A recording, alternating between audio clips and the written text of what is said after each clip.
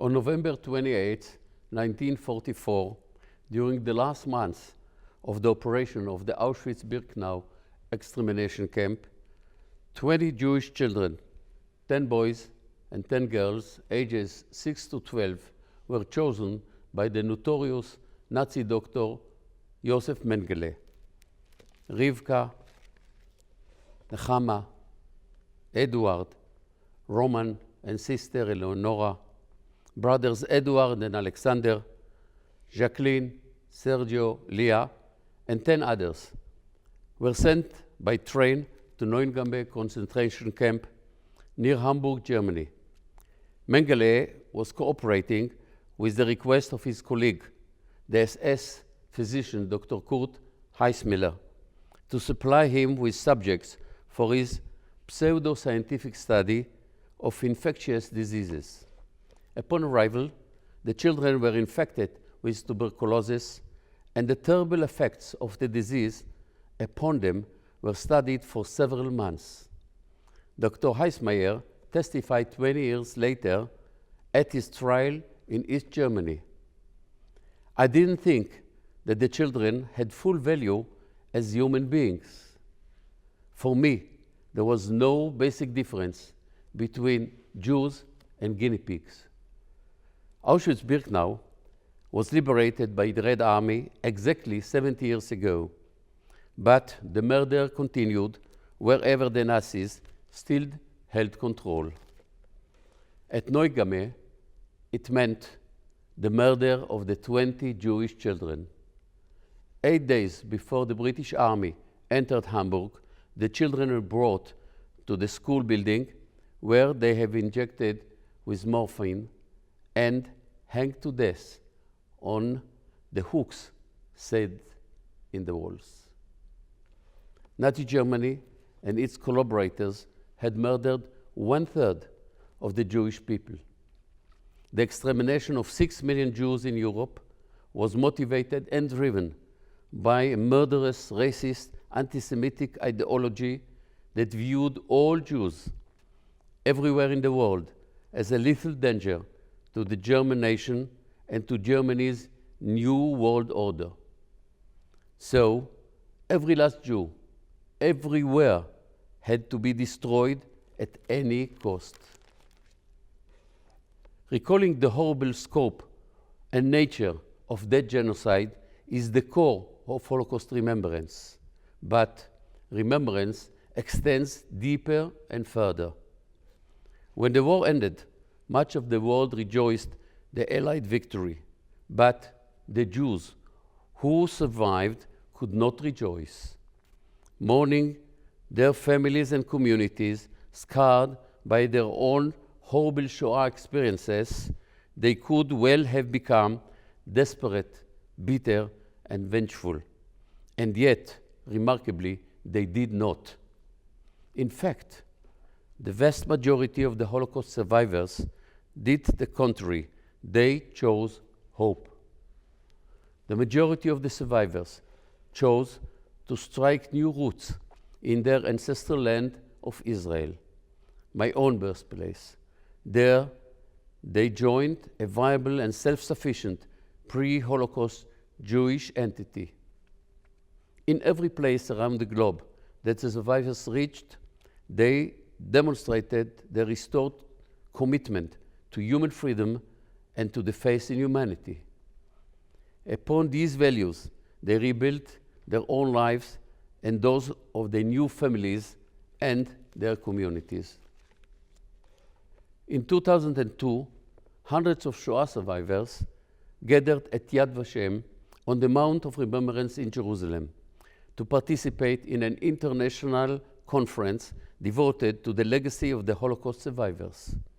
They signed a joint survivors' declaration stating, "After the Shoah, we did not turn into wild animals, hungering only for revenge. This is a testament to the principles we possessed as a people, imbued with enduring faith in both man and providence. We chose life." During the first decades following the Holocaust, many of the survivors expressed concern that it would fade from the world's consciousness. They feared that it would remain recorded only in history books, but it didn't.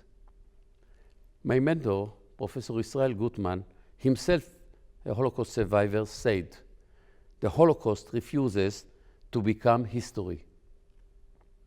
In the decades since spring 1945, large portions of humanity have come gradually to perceive the Holocaust as a pivotal landmark event in modern civilization.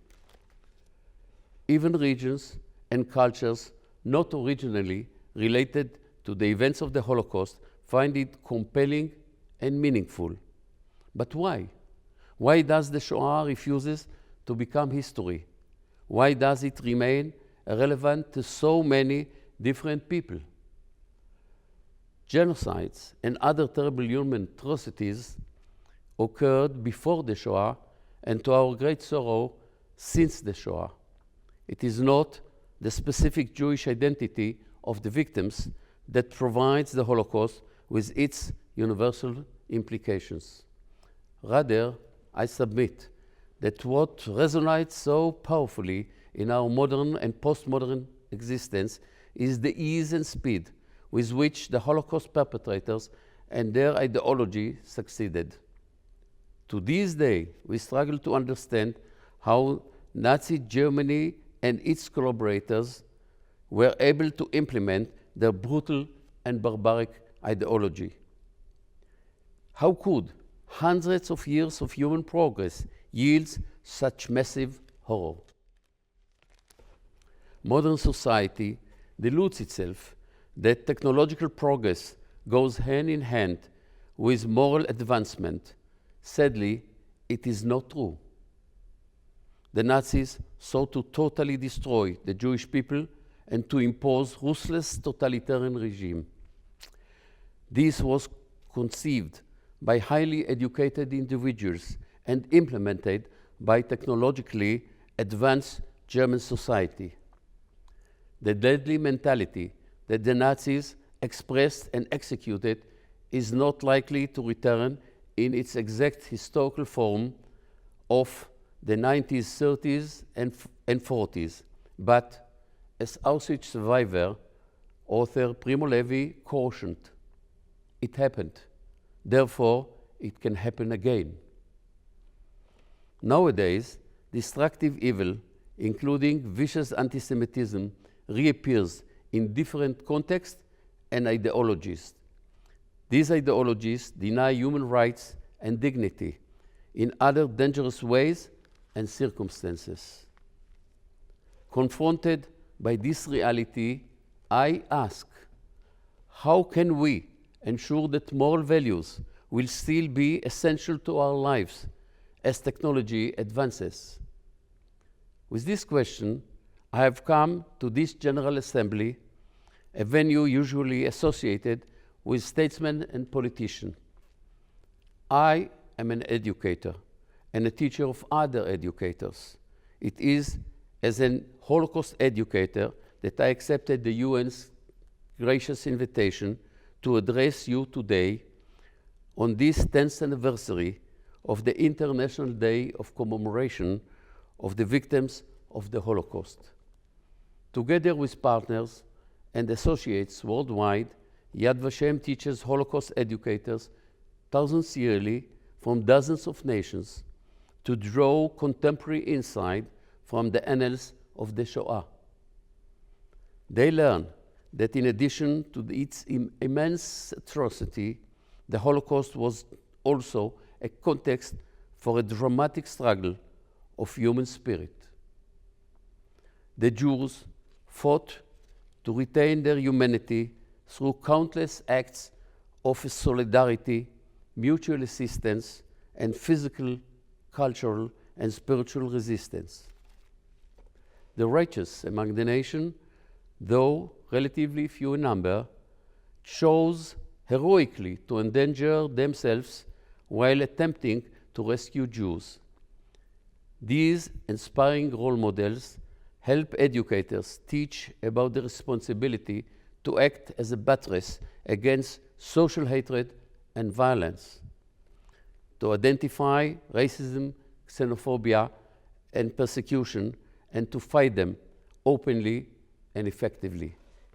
Of course, the responsibility for moral education rests not only upon teachers, political, economic, and social leaders, like many of you in this hall, and those whom you represent, must also assume responsibility for shaping moral norms and ethical standards. Our world today is plagued with cruel conflicts and dominance and resources. In the shadow of those conflicts, we can and must educate the next generation of citizens and leaders to choose to behave ethically and humanely. To Primo Levi's warning, we add, it didn't have to happen then, and so it does not have to happen again. My dear friends, from this podium, I call upon my fellow educators in every corner of the world to strive and persevere in our constant battle for human morality, a battle which helps ensure that no person will ever again be referred to, as were the 20 Jewish children in Neumingen, as having no value as human beings. Holocaust survivor, philosopher Viktor Frankl stated, "Everything can be taken from a man, except the freedom to choose one's own way. For mankind, there is always a choice. The choice highlighted in the biblical book of Deuteronomy is eternal. ראה, נתתי לפניך היום את החיים ואת הטוב, ואת המוות ואת הרע, ובחרת בחיים, למען תחיה אתה וזרעך. Behold, I have set before you this day life and good, death and evil. Therefore, choose life, that you may live, you and your children." Thank you.